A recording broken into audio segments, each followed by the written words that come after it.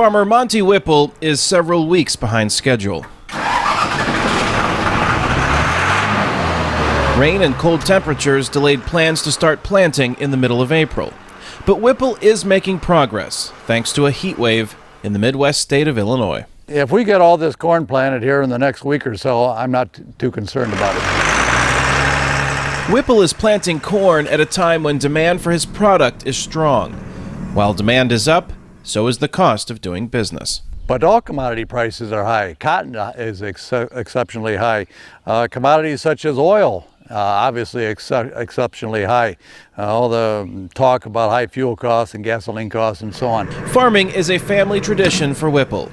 He tends to fields once harvested by his father and uncle. Whipple says when they lived off the land, the demand for their goods was primarily domestic. But in a global economy, the business of farming has changed. It's no longer a U.S. economy or U.S. demand. It's a worldwide demand. And as we've seen over and over again, and partially because of our own doing, by buying Chinese products, by buying products made in Vietnam and India and foreign countries, Korea, we're making their middle class, so-called, more affluent. That new affluent middle class Whipple refers to is fueling the demand for his crop. For the last 3 years, world consumption has outpaced world production.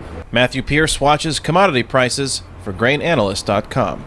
So we now need to look at the changing diet of the world, specifically China and India once again, and look at how are we going to gain more acres, either A, in the United States, Brazil, or Argentina. Those are the only 3 countries that can truly produce, and produce at a consistent rate where the world can count on it. Pierce says until that acreage is identified, demand for corn, wheat, and soybeans from U.S. farmers should remain high. And that translates into more money when it comes time to sell the commodities, particularly this year. Farmers domestically in the United States should see one of the banner years they've had in their entire career. We have strong basis, we have incredible demand, and we have acreage right now that offers nothing but upside incentive for the farmers. As Monty Whipple looks to the future, when his crops head to market, he is mindful of the past. He says he isn't taking the high prices for granted. The first thing that goes through your mind when you're out planting is, am I doing the best job I can to get the most out of this crop? I mean, every year is different. Just because you had a great year last year, there's so many unknowns every year in farming. What is known is that corn, soybean, and wheat prices are high.